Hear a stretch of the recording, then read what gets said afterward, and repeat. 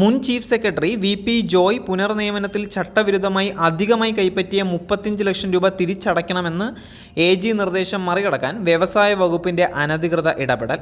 പൊതുഭരണ വകുപ്പിന് AG അയച്ച inspection റിപ്പോർട്ടിന് വ്യവസായ വകുപ്പ് ചാടിക്കേറി മറുപടി നൽകിയാണ് അപഹാസ്യരായത്.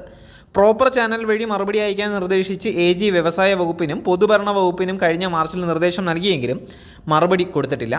വി ജോയിയെ സംരക്ഷിക്കുന്ന തരത്തിൽ ചട്ടങ്ങൾ വളച്ചൊടിച്ച് മറുപടി നൽകാനാകില്ല എന്നുള്ള നിലപാടാണ് മുൻ ചീഫ് സെക്രട്ടറിമാരായ ഡോക്ടർ വി വേണുവും ശാരദാ മുരളീധരനും സ്വീകരിച്ചത്.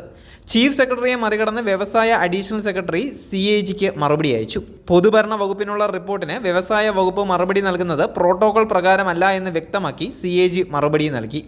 ചീഫ് സെക്രട്ടറി സ്ഥാനത്ത് നിന്ന് വിരമിച്ചതിന് തൊട്ടു പിന്നാലെ 2023 ജൂലൈയിൽ വി ജോയിയെ Kerala public enterprise recruitment board chairman തസ്തിക സൃഷ്ടിച്ച് പുനർനിയമിച്ചിരുന്നു. IAS ഉദ്യോഗസ്ഥരെ വിരമിക്കലിന് ശേഷം പുനർനിയമിക്കുമ്പോൾ പാലിക്കേണ്ട ഓൾ ഇന്ത്യ സർവീസ് ചട്ടങ്ങളും DA സംബന്ധിച്ച കേരള സർവീസ് ചട്ടങ്ങളും ലംഘിച്ചാണ് വി ജോയ് പുനർനിയമന തസ്തികയിൽ അധിക ശമ്പളവും DAയും കൈപ്പറ്റിയതെന്ന് AG കണ്ടെത്തിയിട്ടുണ്ടായിരുന്നു.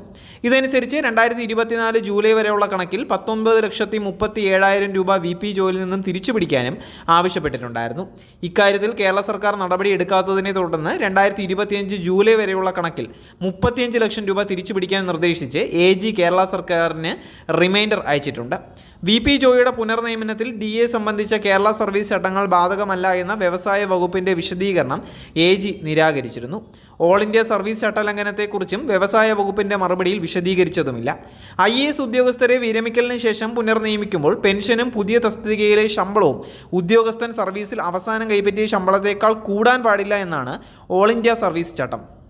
പുനർനിയമനത്തിൽ ശമ്പളത്തിലും പെൻഷനിലും ഒരേ സമയം ക്ഷാമബത്ത ഉൾപ്പെടുത്തരുത് എന്ന് കേരള സർവീസ് ചട്ടത്തിൽ വ്യവസ്ഥയുമുണ്ട്. ഈ വ്യവസ്ഥകൾ ലംഘിച്ച് ശമ്പള ഇനത്തിൽ 1,25,000 രൂപയും DA ഇനത്തിൽ 56,250 രൂപയുമാണ് വി ജോയ് പ്രതിമാസം അനർഹമായി കൈപ്പറ്റിയിട്ടുണ്ടായിരുന്നത്. AG നിർദ്ദേശമുണ്ടായിട്ടും തുക തിരികെ പിടിക്കാൻ കേരള സർക്കാർ നടപടികൾ ആരംഭിച്ചിട്ടുമില്ല.